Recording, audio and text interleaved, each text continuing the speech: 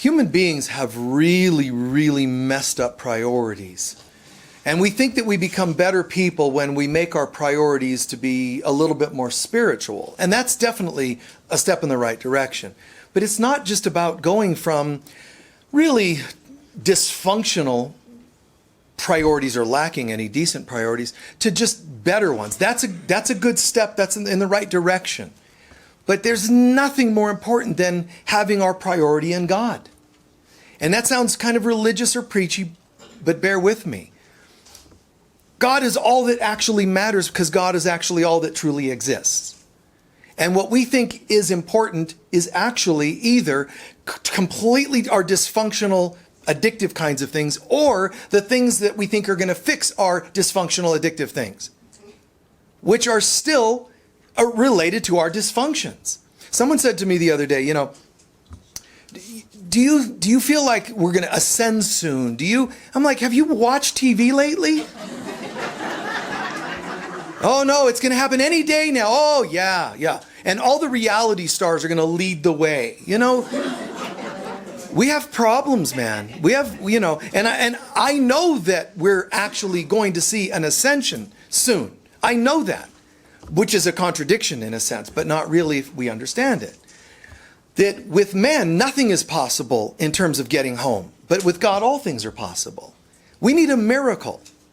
But it's miracle after miracle after miracle. All the miracles that can ever happen have to happen. And they all add up in A Course in Miracles. They call it, the collective of all miracles are called the atonement or at-one-ment. We all become one after experiencing miracles. We each, you could say, become one, or we all become one, but only through miracles. And miracles are only brought about through a state of love and forgiveness. That's why I wrote a book on the topic of love and forgiveness. And it's not thousands of pages. It's simple. We have to learn to walk the talk, to live principles of love and forgiveness. So when people are saying, well, do you think are we going home? When's it going to end? How's this going to happen? And so on. Human beings, all of us, can only learn one of two ways, the easy way and the hard way, and humans tend to choose the hard way. So it could happen that human beings, I could do a talk right now and just go in a breathy kind of voice, and hey everyone, and we're all going to go home soon, and you'll all be like, I knew it. Oh, that's wonderful. And we could all be all breathy when we leave. Oh, isn't God wonderful? But how long will it last? Because this is messed up, man. This is messed up. The world does not nurture this yet. We don't go home collectively until everybody is focused where their first priority is going home. Well, it is. No, it isn't, actually. I mentioned, I said, look at, there's the people that are just totally not on the path. They're not interested, they don't believe, and so on. I get that. There's that group of people. Remember, there's 3 levels of consciousness: sleeping, waking, and awake. Too often the people that are waking think they're awake. No, they're just dreaming that they're awake, because they're still down here in those lower 2, which is dreaming. You're either having a nightmare or you're dreaming of waking. That's great. I'd rather you dream that you're waking, which would be a happy dream. But you're not awake just because you dreamt about it. And people are walking around, oh, we're all awake, we're all waking up. Just because you take a damn drum up on the red rocks of Sedona and beat on the thing. If you're still a jerk, you're a jerk. If you still can't get your life together, you need some changes. Boom, boom, isn't this amazing? Full moon and, and then, give me some more drugs and let me have a beer while I'm doing the drumming. And it's like, this is the human condition. And we think that we're more spiritual than the people that are just having the beer in the first place in a pub. Oh, look at those people. At least I'm up on the Red Rocks getting drunk. I just don't. I'm going to do a tirade in this talk. So, clearly, I'm in a mood. So I was saying, to me, and I know I can be a bit stringent about this, because people are going, the world is changing. There's music videos with spirituality, which is true. Movies being made about spirituality, which is true. Spiritual conferences, which is true. With it back 20, 30 years ago, let's say. All this stuff was looking good and it's changing. But all we were doing was going from having a nightmare to a happy dream. Because you had people standing around, mixed colors and race, genders and so on, holding hands, singing, "We Are the World." But the person who suggested the video is supposedly molesting children. What's wrong with this picture? I've been in the spiritual community a long time. I've met everybody that you would imagine to be a spiritual teacher. Most of them don't walk the talk at all. And it's like, wow. So love and forgiveness, that's what you got to come back to. Because it isn't how many books you've sold. It isn't how many places you've taught. We have to get down to walking a relationship, a communion with God. Because the people that claim to be spiritual are not leading the way like you would think they're supposed to be leading. And I would sit there and watch this and, not overly judge it. I also accepted it. I even learned some things about it, like watching and just going, spiritual teachers, what are they doing and why do they do what they're doing? And there were few and far between when I got into this work. But I was a kid, though, and some of them were much older. So as a kid, I was observing them to sort of see, what do we do? Because you don't know. I mean, I just got on the road, started teaching. It was just coming through me. So I didn't know all the do's and don'ts of the three-dimensional world. So I always observe the world and people. It's a very educational thing for me. It's also very amusing in so many ways. But I watch the world and say, okay, what is it? And I ask people all the time.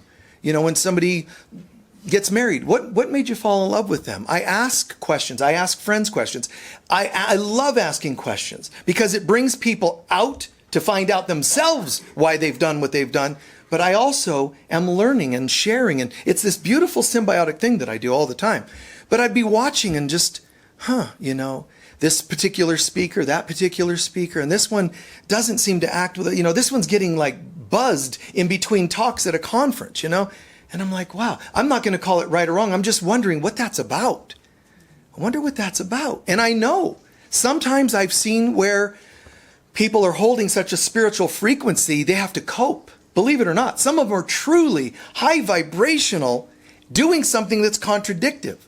Like Edgar Cayce was a chain smoker. And you would say, well, there's nothing wrong with smoking. Well, in his own readings, he was told, stop smoking. But he was a chain smoker. But why? Because he was so empathic. He was so sensitive, totally sensitive, that the cigarette smoking was his way of coping with what was happening in his nervous system. It was a coping. Okay, so be it. I don't mind, guys. I don't mind. You tell me, oh, I still drink. I don't care. I don't have any judgments about it. But I am aware, and I ask myself, what's going on when spiritual leaders, when we go too far off? I mean, I've been spiritual centers for all these years, and the politics of them. It's really it can be very disheartening because people come to me and say, so when are we ascending? Take a deep breath and measure my words carefully. Watch them carefully because I know that spiritual miracles going to happen to bring us home. But I have to be honest and say, humans tend to like to learn the hard way. So is it going to need pole shifts and other things to shake people up and wake people up? Because they don't seem to shift and hold shifts for very long. They go right back to complacency. So here's an example. I mean, just I could go on forever just on that topic. I look at, we have a spiritual conference coming up, the Global Spiritual Awakening Conference. I just think it's cool because there's almost no conferences left, guys. The only one that you see almost ever anymore has a reputation of being run by this, they call it the New Age Mafia. This one particular company that has all these contracts on their speakers that aren't allowed to speak at anybody else's conferences or else. So it's this really strange grip. And, there's all kinds of things they do to just kind of monopolize. So other conferences all closed their doors, as it were, and disappeared. So there's only like this one main company with a few small things out there. So I heard about the Global Spiritual Awakening because I won't participate in the other. So it's like, wow, this is just fantastic. And it's an amazing thing to see the number of speakers. And some you can just count on, like your Alan Cohens. This is a guy who I think just walks the talk. I mean, he's just cool. I don't care. You could say, well, I heard he smokes, or I'm making this up, mind you. I heard that he likes, his favorite color is this color and I don't like it. You can find something that you don't like about anyone. I'm not talking about that. I'm just saying that I've been around all these people, and there are certain teachers that really impress me. Now, this conference is taking place, and the conference facilitators, you know, it's the juggling. There's one gal in particular, the book speakers and other performers and all that, but it's like to get the speakers. You get speakers, and what they keep telling me, Michael, you know, I got to tell you, I'm booking all these speakers. What they mostly want to know is how much money they're going to get. And I say, well, I understand, you know, you make a living doing this, but it's that's their first priority. It's not what is the conference about. I want to know what the conference is about. See, we can get to the money later. I assume you're going to pay me something if I'm going to speak there, but I want to know what it's about. I want to know the inside. Now you start telling me the rest, you know, the details, logistics, but the focus for so many, and if you have speakers that you love, let's say you have a favorite, and they're not in the conference, I can promise you 90% certainty they were invited and they opted out. Because even the spiritual speakers and leaders are coming from ego first instead of God first. They want to know about money, they want to know, and you should hear some of this. It's like, oh, I don't know, how long do I have to talk? You know, there's these absurd kinds of questions. And so it's like pulling teeth to get spiritual leaders to be spiritual. That's a summary of it. So I just tell folks, you know what? This conference, they're doing great. They're coming along. They got great lineup. David Pramal and all these musicians and so on. It's fantastic. But still, just do know that the people that are leading your New Age movement into ascension are highly messed up. Something has to change, guys. So you may not like this or agree with it. Yeah, I don't care. The bottom line is the world, as Jesus said to Helen in the Course in Miracles in her diary notes, is worsening at an alarming rate. Something has to give. You think you're waiting for the spiritual leaders to lead you. They're not going to. They're incompetent spiritually. Their behaviors. You guys have to be the one to become the spiritual leaders. You guys have to contact your favorites and say, I'm looking at this conference and you're not in it. I want to know why. Oh, well, I didn't have my schedule. Just call them on it. Call them on it. Someone's got to change something. What's the worst they're going to do? Not like you for calling on them? Who cares? In that moment, you became the teacher. You can say, I got it. We have to make spirituality our only priority. First, by making it your first priority and seeing the benefits of it. Don't think I haven't felt a little of the bummer that you're feeling as I'm saying this. I've tried, man, I have tried year after year. I've been involved speakers at conferences. I was at a conference once where there was this whole thing about a couple speakers in particular. They got together and said, let's go up on the stage and take over the stage and do a little like thing about world peace, because there was a little conflict, you know, going on in the world at the time. So they went up there, they took the mic and they took over the stage. The coordinator of the event came over, Michael, what do I do? They've taken over the stage and they're doing this big thing about, isn't war terrible? We have to pray that that evil force no longer cause war in our innocent, victimized planet. And it was completely incongruent with the conference. So they had to let them finish. They probably hinted there was no giant cane that we could use to get them off the, stage. But they finally finished. They got off. She said, Michael, can you do anything? I said, sure. So I went up there.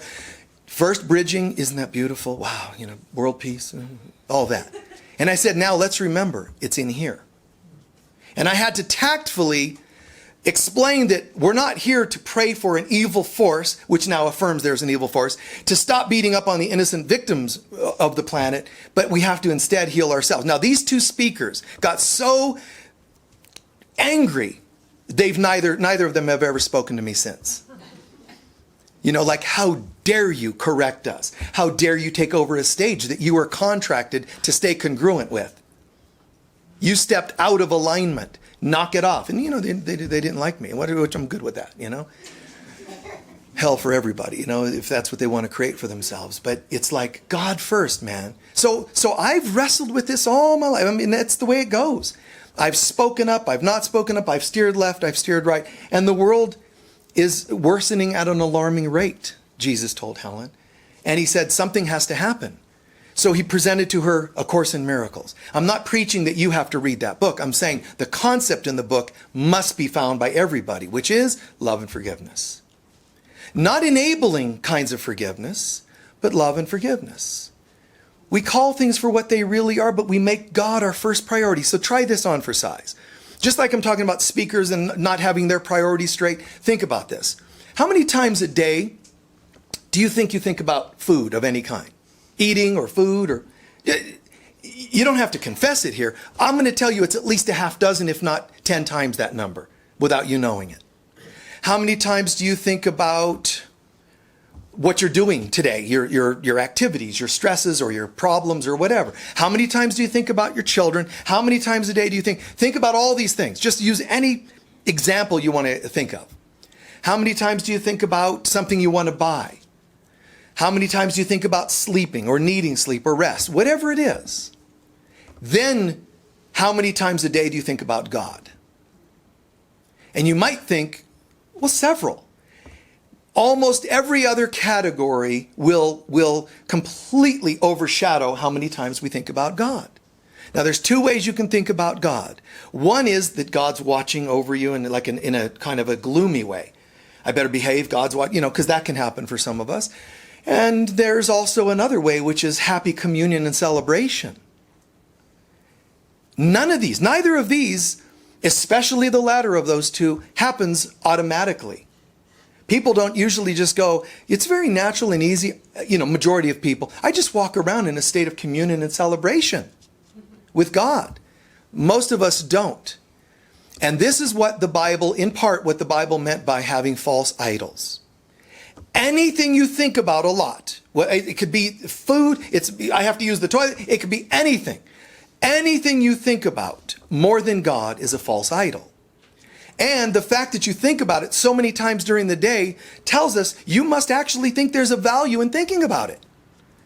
I definitely need to be thinking about what I'm going to have for dinner. It's 6 a.m. You're not even near dinner time yet. No, but I'm looking forward to it. It's like people think about all kinds of things. You could be at a Sunday service, a sacred service, and be thinking about the temperature in the room. It comes and goes. You can be thinking about what you want to do this afternoon. I want to attend here, and then I'm going to go for a hike. Here and now, God only. And we have to make God into a priority until the day it becomes our only priority. Not our only like we were forced there, but because it makes sense. Now, for me personally, I teeter-totter between still sometimes, what would God have me do? And, a little bit of the overshadowing Spirit of God. There's a little bit of that once in a while. But generally speaking, workbook lessons, prayers, quotes from this book, spiritual, like communion kinds of thoughts. I'm not saying I walk around constantly in a om kind of state. Because what also starts to happen is it becomes you. There's not even an attempt to need to commune. You're actually living in that. This is one reason why I said, you know what? This coming year, this next year, 2020, from January 1st to the last of December, I'm going to do an ongoing class every day. Every day I'm going to do an online. We're going to do Course in Miracles workbook lessons. We're going to do spiritual teaching. We're going to go in and immerse. Now, you got to think, Michael's doing a course. No. I am going to be every single day leading people in a group like this. It's not like I go, I'm going to do that again. No, I've done every week a course for a year. We've done one on Christ consciousness. I'm going to do one on spiritual Christ consciousness and A Course in Miracles. That means every day I'm going to walk us through a workbook lesson. Every day we're going to, go here and there in spiritual studies. So it's fantastic. But it also means a commitment. I too am making that commitment. You guys can at least watch it whenever you want if you miss it. I've got to be there all the time. So it's like, and then my team's going, so Michael, what are the logistics? What do you mean? Well, how are you going to film it and when? I have no idea. I only know priority. And it's like anything else we do. These poor folks that work for me, they try to get answers, Michael, what's the topic today? I don't know. It's like whatever it's going to be. So to me, we learn to walk in the light of God and then become the light of God. And it doesn't mean you need to act holier or wear certain clothing, or it's not like that at all. It's just more of an internal experience.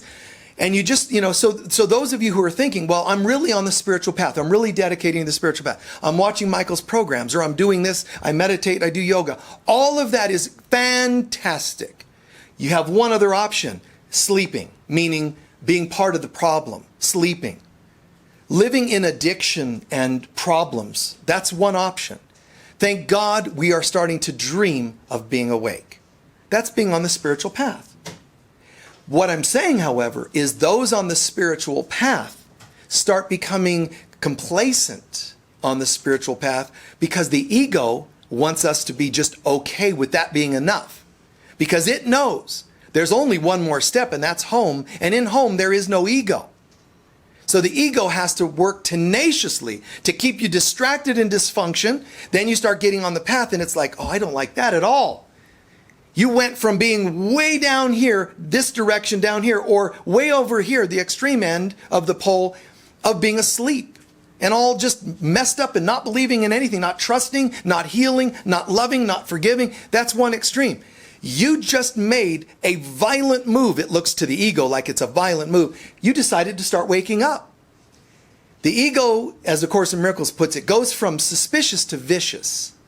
So you start getting your act together, getting on the spiritual path. The ego then closes in on you and becomes your experience called the dark night of the soul, which is really just the dark night of my former self, my ego self, my wounds, my hurts. And it just shoves them all upon me in a condensed form. Because almost nobody can survive that. It's almost impossible to survive going through the dark night of the soul. But with God, all things are possible. This is why I've said to people, God first. It's why I have a free download on my website under downloads. It's daily communion exercise. It's a beautiful, simple, very effective exercise. You think that 8 billion people would have printed it out by now and got it together, but people don't want to. Provide a conference. They won't necessarily be there. Write a book. And those of you who have written songs and books, from your heart, you felt inspired. It isn't you that it didn't sell. You're trying to get something across to a ego-centered world that doesn't want it. It makes heroes out of crazies. It makes heroes out of dysfunction. It makes people who are worshiping reality stars. It's just really, really messed up. And I'm not getting like, it may sound like I'm being really passionate about that. Ultimately, if you ask me and you know me, you'll know I actually don't care, in a sense, spiritually speaking. Stay in your center. I think it's totally absurd and dysfunctional, because it is. However, am I going to get out and stand, out there in the world and try to change everybody? Stop watching reality stars. Stop believing in politics. I'm not going to really do that. I tell you already what I believe and weave it into my talks. Don't get too religious about any of these things. God first. You can be connected with God and be a Mormon or a Baptist or even agnostic, believe it or not. But God first. What does that look like? You'll be more loving and forgiving for the most part. But God first, making God a priority. So if I were summarizing everything I'm saying, one piece would simply be this. Try thinking about God more often per day. Just remember that I asked you to measure how often you think about everything else. How often do you think about other people? And I'm swearing to you, for almost every human being on the planet, it is lots of other thoughts about things besides God. Now, am I saying you have to walk around in constant mantra? No. Just at least start and end the day with God. That's all. Just start and end. I don't want to interrupt your waffles and your tea and what you think is important in the morning. I'm not going to try to interrupt your bagel time.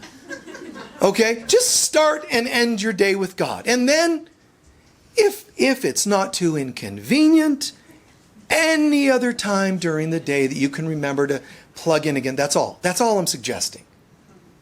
Begin and end 5 minutes, just 5. A Course in Miracles workbook lessons, every so often, he'll throw that in there and say things like, is devoting a minute this morning to God too much to ask for if it's going to give you eternity in return? He'll throw that in there sometimes. He's being a little more tactful about it than I'm being today, but, that's what he's saying. Where's your priorities? He doesn't want to over-explain the opposite, but he does mention it at times. The value we put on things that aren't even real. And it's all just idolatry. All it is worshiping false idols. This isn't like a fundamental religious talk today where I'm saying, abstain from all those evils. I'm not saying that at all. I'm saying to you, those things actually are not real, and they actually don't have power over you. They can serve you no function in reality at all. So really, I'm just asking a rational question. Why? Why so much time towards everything but God when only God is real? Why think about the people who wronged you? I mean, heal that, work on that, heal that. But why focus on what isn't happening, what people didn't give you, more than what will give you? So many thoughts. And it's a very deep concept if you think about it. Just be honest enough to say, like when people talk about, let's close our minds and get prepared for meditation. You're already starting to meditate. How do I know that? Because as soon as you close your eyes and you thought about anything except oneness, you're already seeing things that are in between you and God. It's a great exercise. Close your eyes, still your mind for a moment. And then, as the facilitator of that simple exercise, you can say, let it go, say, 60 seconds. Hold your mind still for 60 seconds. Let's prepare for meditation. You act like it's preparing. Prepare, okay. Hold your mind still. Then at the end of 60 seconds, now, how many things did you think about in the last 60 seconds? Those are in between you and God.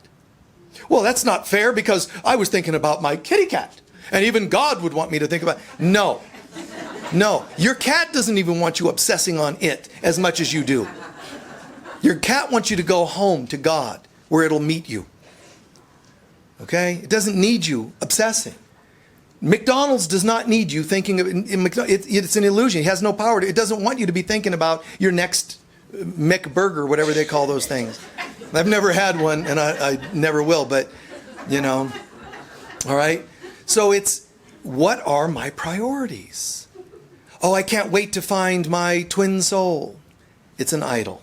I can't wait to, even if you're obsessing on positives, I got to stop drinking. It's still obsessing on something not God. So I've said this many times. God first. Seek first the kingdom. You want to get in recovery? Get in recovery. Don't get in recovery to fix yourself. Get in recovery, that's fine. But connect with God and let it help you through recovery. Don't get in recovery to find God. Don't meditate to find God. Just believe in 1 second, 1 split second, I am. And then meditate. Connect in 1 split second, then your meditations will change. If you go into meditation to try to find God, you're going to actually drag out your meditation practice. You're going to make it like lifetimes to be able to learn this. Go to God first. And if you're going to be sensual with someone, we're going to do tantra so we can find God. No, connect with God and then. Don't even talk to me until you connect. Connect in some way. No, as soon as we're making love, no, don't touch me. Back off, breathe, find God, then talk to me. Like, get to God first before you have a meal. I can't wait to have this meal because it's going to give me nutrition. You are the being that created the entire universe. Soup doesn't fix you. It can't fix you. Oh no, this one can. Can because I put a special herbal something that Whole Foods sold me yesterday for $100 a pill, Or I did a special blessing. Oh, money yummy, oh, money yummy. And now it's going to be helped. Guys, I'm swearing to you, we co-created the entire universe. We forgot who we are. We belittled ourselves and then thought soup fixes us. We thought 25 cents more at work per hour will make my life different. Those are supposed to be just symptomatic of our consciousness. Plug in God first. Nothing on this planet can give us anything. God first. And I'm saying to you, there are people that seemingly are lost, but we can get lost as well and addicted as well in our spirituality. And that's what's happened to a lot of spiritual teachers. It became their thing. And And I understand how that happens and why that happens. I do understand it. It's just that I knew and I know that it's not enough, in the sense that there's one more step, and that's God. Not believing in God, not believing and talking about God, but connecting with God, becoming part of that. How do I know I'm doing that? Mainly love and forgiveness. It's not going to be how many times you twirl right or left in your spinning technique. It's not going to be how many hours of meditation, believe it or not. Because you can spend hours a day on meditation and get nowhere. It's true. And you can also spend 1 minute in communion and completely unlock the secrets of the universe. So it's not an accident that the spiritual teachers were leading from the broken lives to a new life and then stalled. And that's what they did. They stalled. And then the students are catching up now. And I'm not making you better than the teachers. I'm saying anybody can say, I know when I was messed up. I know I got on the path, but I need to now know that I've stalled. Just because I'm still talking stuff doesn't mean I didn't stall. It's just a new addiction. Just one more fancy thing. Where do I go now? There's a third step, and I can only get that step through communion. Having my way of connecting with God, and I'll do the connecting until I become the connection. And that's our walk. It's where our talk becomes our walk. We become this thing. We start making a difference. We see through the stuff. We're not life students for life. We start to realize, man, I got it. The student is becoming the teacher, not comparing to others, but I now know. I'm waking up. That means now I'm the teacher. I kind of know something.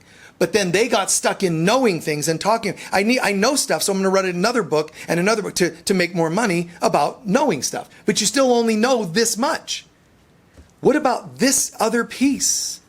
And it's an amazing thing, this concept I'm talking about. Communion with God. It's an amazing thing. In seconds, talks can come to you. Songs can come through you. The downside is it's lonely at the top. Because you'll be the student that doesn't buy into the horizontal garbage anymore. You're like, no, I want to go further. You'll be the student who's ostracized. You'll be the one who's part of a religion, and that religion says, you got to leave because you don't believe like us anymore. It'll happen. You'll be the family member because it's lonely at the top. Because you're saying, the emperor is naked. There's something wrong with this picture.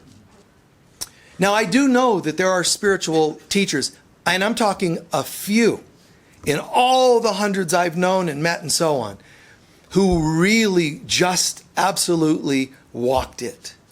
And they just blow my mind. I love many who have struggled. I love them too. It's fine. But my heart really feels for those who also walked it, because I know it's lonely at the top. So I know that it was, in their way, probably a struggle or a challenge to sort of hold to their principles, and you sort of emerge from the pack. And that's what I meant by it's lonely at the top. And I've shared stories before about some of these, but just quick examples. One that I've shared at least a half dozen times in all my years. Dan Millman, I don't know what his personal spiritual beliefs are, and I don't care. I know he's a spiritual teacher, but he teaches an integration into the body kind of a spirituality. What I know is what I've experienced, and that impressed me. I know he's a spiritual teacher and all, but I'm saying, I was sitting with somebody once, and I think it was my daughter. We were having lunch, and her boyfriend showed up, her boyfriend at the time. And he came in, and, he was kind of, I'm honored to meet you, and, nice to meet you, whatever. And then he said, I heard that you know Dan Millman. I said, yeah, I know Dan. He goes, he saved my life. I was completely messed up in addiction, and I was going to take my own life. And then I found Way of the Peaceful Warrior. And it changed my life, saved my life, and changed my life. I'm like, wow, cool. So the kid went over to get something to drink, and he came back, and my phone rang. And I said, hello. What he doesn't know is that while he was getting a soda, I was calling Dan.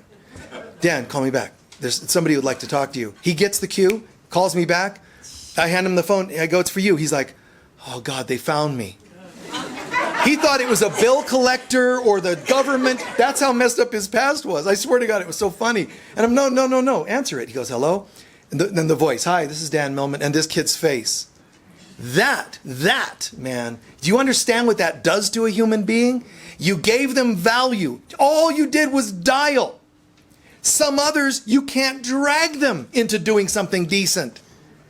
He just knows this is the right thing, and he trusts me. Now, this is important, because for us to actually go into this third stage, the third phase of consciousness, not sleeping, not waking, but awake, it takes surrender. And to have surrender, you have to trust. Oh, you don't know what I've experienced. I'm not trusting anyone. And you're not surrendering, and you'll not find God. So am I advising the opposite? Naively jump off the cliff and trust foolishly? Not at all. But I am saying that as we learn to commune with God, God is going to gift you with more trustworthy people. Dan trusted me to use that type of phone call, those kinds of moments. He trusted, somehow he knew this is okay. He's an amazing guy. And he answers his own phone. You know, that impresses me. He answers his own emails. Even I can't do that all the time. He's personable. He wants to be there with you. Hi, how are you? Tell me about yourself. One of those kinds of guys. You know, and I've met celebrities and all kinds of people, and most of them don't do that. So somebody that's been a staple, he's one of those few that have been teaching like me 40 years. He's not a 3-year person or a bestseller from 5 years ago. He's been around for a long time. And Alan Cohen, not once have I called Alan and said, hey, Alan, you want to write the foreword to a book? Hey, Alan, you ought to go to get into this conference and be a speaker. Not once have I heard him say no. I don't hang out with the guy. We've only met and a couple of conferences and spoke. But I feel I can trust him. He feels he can trust me, which means when you trust, you can surrender. When you can surrender, there you go. God. Because true surrender, for people to ever surrender, they have to feel safe. And how can anyone or anything ever truly feel safe if God's not involved? Because you're not safe if God's not involved. If God's not there, clearly the ego's in charge. So when you felt safe and reached out, I don't care what it is, even taking someone's hand, but you're hesitant about touch, and you took someone's hand, or they took yours, you let them take yours, either way, you had to have experienced a miracle because something in you today reached out, which means you felt safe enough and you trusted. And in the trust, that one simple act, a handhold, became a state of surrender. And it all became a symbolic movement of you back to God. By trusting you, I must have felt God. So there's 2 ways to get to that third stage with God. One is direct communion. The other is us being the bridge. Keep talking about God doing it, and it's going to take much longer. Human beings have been doing what we're doing for hundreds of thousands of years. So we did this group down here for hundreds of thousands of years. Sleeping and violence and so on. Now, some of you say, well, look at the spiritual path because now there's spiritual movies and so on. I get that. So let's pretend that instead of it only being 2% of the world that's on this spiritual kick, let's pretend it's everyone starting today. It took us hundreds of thousands in the sleeping state.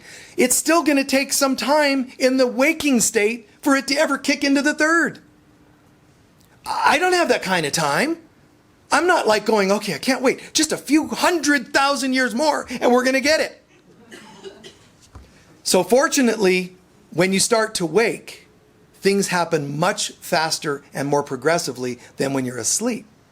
So when we start to wake up, yes, many want to push the snooze button. But when we start to wake up, it's just one of those things. Oh, can I sleep longer? No. Your mind knows you are awake. I'm just going to pretend. We sometimes do that. Let me just, yeah. And then it's like, and you're awake. And it's like when you get inspiration or something, or in the middle of the night, you wake up with a aha. It's not easy to go back to sleep. You're awake, and the metaphor of I'm awake, it's like I got an epiphany. I got some guidance. Oh my God, a song came through. You should be excited. It is Christmas Day because you woke up and there's a gift under the tree and you're the tree. And the gift came from God. So it's got to be good. So I'm going to bring this forward. This is going to be great. That's part of the perk of living in the light of God, walking in the light of God. But how do I bring that to others? How can I be a safe vessel, a safe pillar of light? Now, not in an obsessive way, because we slip, but how can I at least do my best? I surrender to God, because there's two ways of getting home, God and us. So I surrender to God that all is in your hands. And God's going to move the big gears to get us home and make the second stage fast in comparison to the first. The first was designed to be slow. Keep everybody in the illusion. The second is disheartening.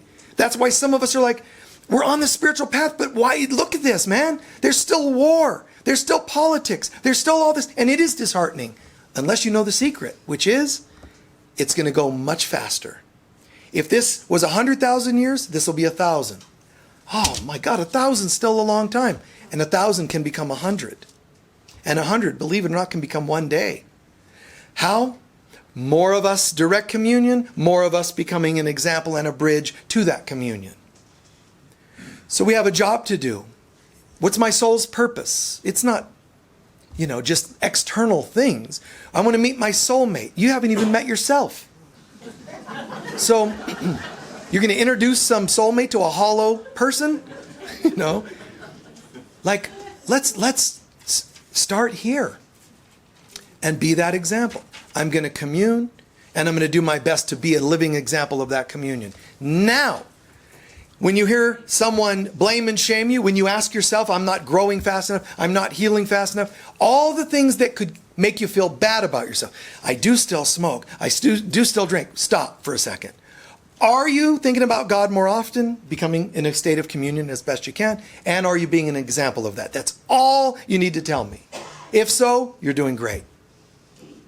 When Jesus talked to Helen about Edgar Cayce, he never said, and I really liked him, but he was a chain smoker. He never said that. The only time he addressed challenges was, and I wish Cayce would have loved himself more. It's the only, heavy note to it all. Just wish he would have loved himself more. Because he said, subconsciously, Cayce had very deep religious roots, and it caused him to beat himself up a bit too much. True. And Jesus would have been able to fine-tune you and I just as well. You're a little this, and be careful of that. That's fine. But he didn't pick on any external things of Cayce's. He did not. Because here's all that matters. What's in your heart? So more and more a communion with God. Am I selling you my version of communion? Heck no. Do any version. Just do something. They asked the great Edgar Cayce, what's the greatest form of prayer? What's the greatest form of meditation? What's the greatest form of spiritual path? He said, the one you use. That's just great. The one you use. It doesn't matter if it's Om Mani or if it's something else. Are you using it? Are you doing it? Your path could be about prosperity and abundance, and it could be about planting more trees for the earth. But are you doing those things with God or to try to repair the non-God? We've cut down too many trees. Let's plant more. You're trying to repair the non-God. You're still in reactive mode. But plug into God and become Johnny Appleseed by all means. Okay? God first in all things. It's not complicated. But start and end the day with God. Start with a sense of breathing that presence in. That's how easy it can be. See it, feel it, hear it. God is a feeling, peace, happiness, joy. Breathe it in. Just imagine breathing it in and let it wash over you. Am I that deserving? Absolutely. Because it's who I actually am. I'm just doing this to remember. So I don't need to earn it. I am this. So breathe it in and breathe it in and breathe in. Great. I'm communing with God, but you also have to bring it to others. Show others an example. How? And again, one form, by being safe. In all the times I've taught, counseling sessions I've done, how many thousands it's been now? How many thousands of clients have I had? And almost every single one of them was able to tell me about things that they don't like talking about or never did talk about. How could that happen? It happens like in 5 minutes. And they're telling me, well, here it comes. How? And this is interesting. Some of you, you think, well, did I smudge the room? I don't have time. Sometimes my sessions are happening on an airplane spontaneously. I can't start smudging in the jet, So I had to learn to become that thing called safety. I'm not claiming to be perfect. I'm just saying that my life made me have to become this thing. I had to learn to be the presence, because I would be in one town and it would be like the minister of a church would say, you can do sessions in my office. Another would be, you can use the bookstore. Another would be a hotel lobby or whatever it is. I had to be able to bring it if I would have said, oh, well, I can't possibly help other human beings unless I do for sure 20 minutes of sage between each session. And I got to do rituals of this and that. No, just center and go is what I learned to do. And to do that, I had to become that safety. And that's not a boast. Without God, that could not have happened. So I had to learn to just hold that vibe and say, well, what happened? Oh, I've never talked about this before. Yeah, that's nice, but what happened? And they can just go there. I didn't use technique. I didn't go, and you will now tell me all of your deepest secrets. I didn't brainwash them. I didn't hypnotize them. It's the presence. And I can go into talks like this and know that one in every so many would be challenged by any comment I might make. But at least that person, if they're open, would know that's not what's in my heart, is to cause them confusion. So a lot of people might say, well, I don't believe in this because I'm a fundamental this or that religion. But something I liked about your service, but I don't agree with what you taught. And it's still, they can feel on some level that I'm a good person. You see what I'm saying? And I went out for years and taught, things like in relationships and sacred sexuality, trying to bring God to all things, and had to deal with all that comes from that. People getting trippy about topics. But at least I know my intention was to be able to say the presence of God in all places, in all ways, in all forms, in all walks of life, and do my best to anchor it there. And the good news is people, I think generally, even if they didn't agree on some level, generally they agree. But if they didn't, they at least feel something. One of the greatest compliments I ever have heard, there was an elderly gentleman, this was in Houston, Texas, in 1992. And he walked up to me and he said, I've seen a lot of teachers, and, the teachers are teachers, they're so-so. He said, I met Yogananda, and I knew Yogananda and sat with him several times. He said, and after that, I'm kind of spoiled for that. Other teachers can't really do anything for me. He said, you're the closest thing I've ever seen to Yogananda.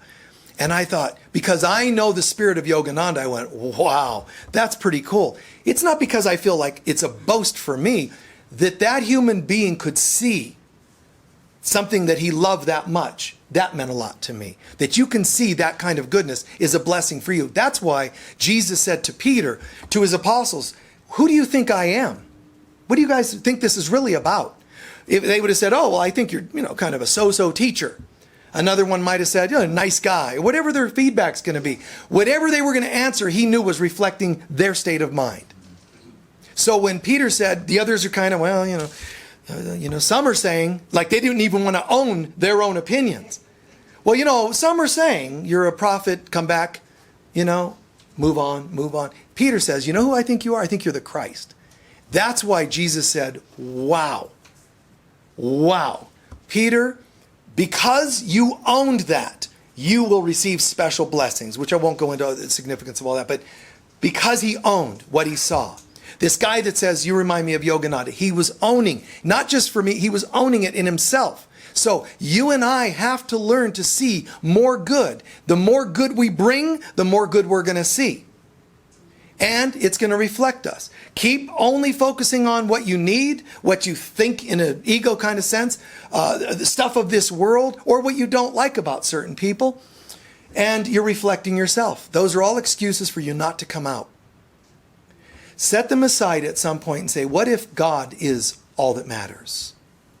And the challenging part is, that's easy to say. What if the criteria to proving that God is all that matters, the criteria is you starting to see more of God in more people? Okay, I guess I'll try. And if that's all you can do, it's better than nothing. It's a good thing. Come out wherever you are. If I die tomorrow, I'm absolutely, wholeheartedly certain that if I stood before God, God would say, Michael, you annoyed a few people, but there are hundreds of thousands that you brought out a little more. That would be everything I would need to hear. All you and I need to do, certainly commune ourselves, but be that example, be that truth, be that light for others. Get them to come out a little more. How? Let them know they're safe to be around you. To talk, to cry, to scream, to feel. I don't care what they say. They can say, oh, I hate. Oh, really? Okay, what happened? Come from a place of a spiritual healer. Be the presence of the mother. Honey, what happened? You see, that kind of a vibe. Not that you call them all honey, but it's the feeling. Sweetheart, what happened? And you let them, their soul say, I have been hurt in so many different ways. Oh, I'm sorry to hear that. Take their hand. Take their heart into your heart. Be this presence. And you'll be shifting the world towards the ascension more than if you keep talking about an ascension.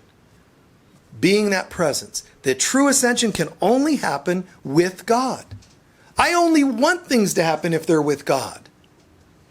If I have a decision to make at any time, I ask myself, does this align with what I know to be the presence of God?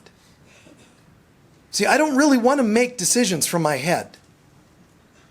And that's what we have to do. Commune with God every day in the way that works for you so beautifully and applicably that even the decisions you have to make every day, do your best, guys. Don't get too pressured in your head over it. Just ask, what is God? Peace and happiness, love, joy, whatever it is to you. Then ask, do these decisions I'm making resonate with that? No, but it could later. No. The answer is no. You're teaming up with somebody in business or romantically who doesn't resonate with peace and happiness. And you're like, I can change them. No. Just don't do that, because you're going to hurt yourself. You're going to try, and then you're going to be heartbroken when it doesn't work. Then you're going to crash and potentially revert back to that first group again of hurt and hate and doubt and fear. Stay awake, stay alive, and nurture yourself like you're a spiritual inner child, and you need to care for that child. Protect that child. Keep it going in the direction of hope and hopefulness, in peace and joy. Let's take a few centering breaths.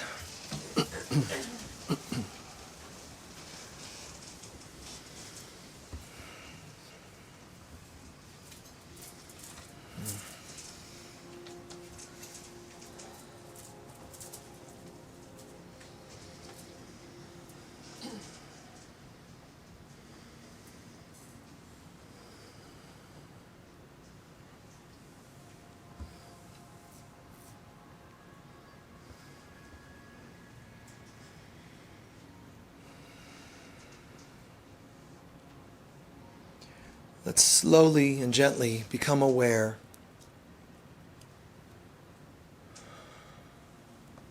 of our day-to-day life.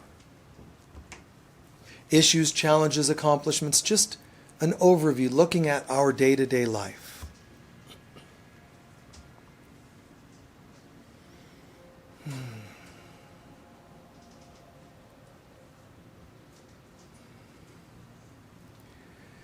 And as we're viewing the things we like and not so much like in our lives, let's also become aware of all the ways we try, and sometimes seem to succeed even, to fix our life. The supplements we take to make up for the foods that don't give it to us, give us what we need seemingly. The raise we're trying to get so that we can be compensated. Dealing with laws and stuff that go on in this world. Trying to vote one direction to fix another election. All the things we do to try to fix it all. Just become aware. All the stuff that happens and all that we do to fix these things. Even the most sublime things we do. Meditation, spiritual counseling sessions, hands-on healing. All these beautiful things. All the things we do to fix from the ego sense, fear sense, and also the ones we do from our spiritual self.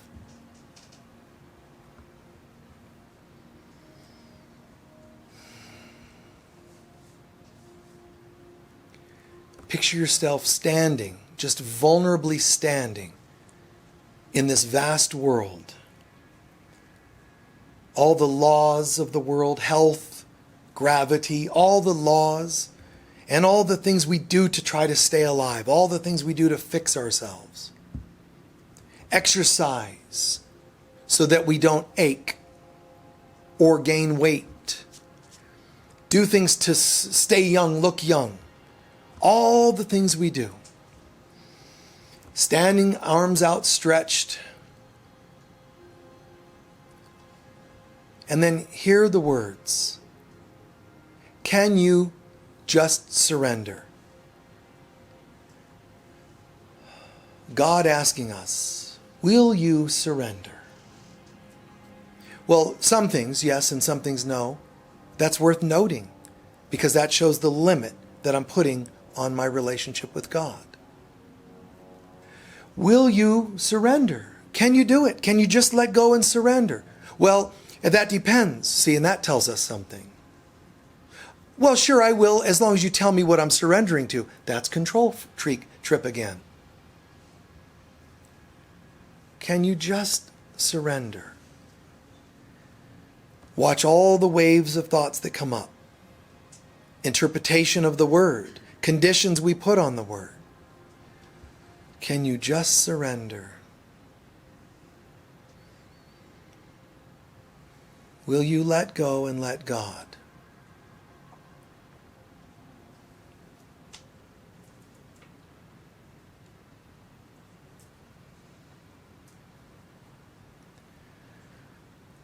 If you feel any hesitation or that you can't, that's great. Just own that. And that's where you are in your path today. Maybe tomorrow you'll do better, do more, whatever, that's fine. Own where you're at. But if you're willing to, then just say, I'm not even going to think about it. Here I am. And feel your body falling backwards into the unknown. Falling backwards, slowly falling. Watch all the various sensations. Watch all the thoughts falling and falling and falling. Ground's getting closer, falling and falling and falling. You know you're going to hit any moment. Trust and surrender, trust and surrender. And then you fall not onto a hard ground, but onto something that's perfectly temperatured.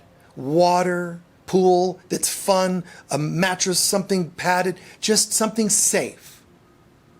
Land. Watch your thoughts again.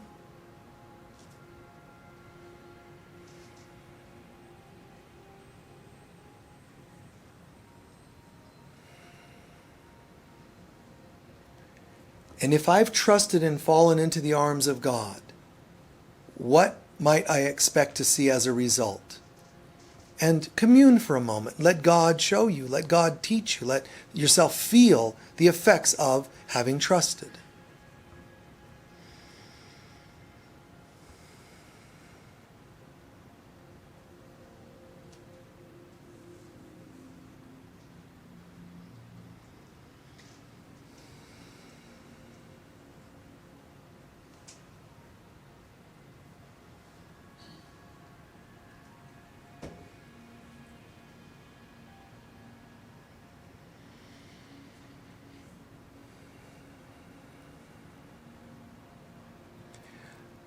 I need do nothing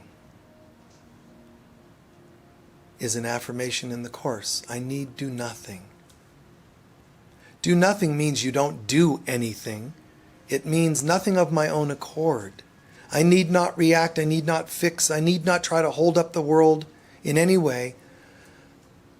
Instead, I await God's guidance. What would you have me do today and not do? Say and not say. Think and not think. After today, let me now become dedicated to thinking and acting from a state of God consciousness. Guide me from morning till evening, evening till morning again. All of my thoughts, words, deeds.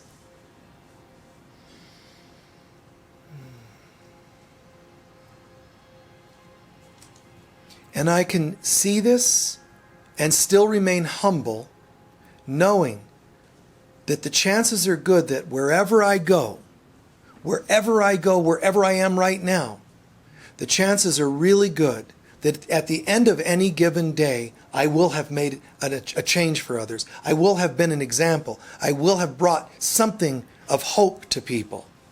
Whether I literally pick someone up who's fallen, whether I pay something forward, someone's life is going to be affected today positively through my presence. Even if I don't leave my bed today, in my consciousness, I will still do the work in mind.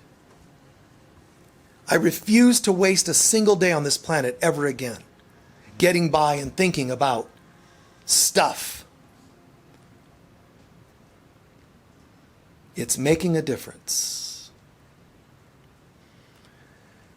And a few centering, closing breaths of gratitude. Really feel like you're committed to this.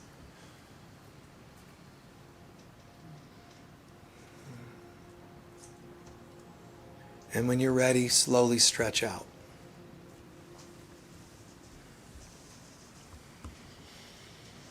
Surrender is an amazing concept. It's usually a negative concept to human beings. I'm not letting go. I'm not trusting. I'm not surrendering, because they're somewhat synonymous but slightly different. Why is that? Because the ego knows if you surrender, you're likely to find God on the other side of that. I say likely because you can still hesitate if you like. But if you surrender, you find trust, you find love, you find God. So the ego is what's programmed us to think. If you surrender, you're being vulnerable. You're susceptible. Watch out. But, some of the doctors in the Dark Ages, when the plague was spreading and people were dying, if you don't know this, the man that you hear about named Nostradamus, who was an amazing psychic, clairvoyant, he was also a physician. And he's the one that came up with rose petals being the sort of a energy cleanser of places, and they started using rose petals. It's all tied into these stories, the ring around the rosy and you all fall dead. That's the song about the plague killing people. So the children would dance around singing that.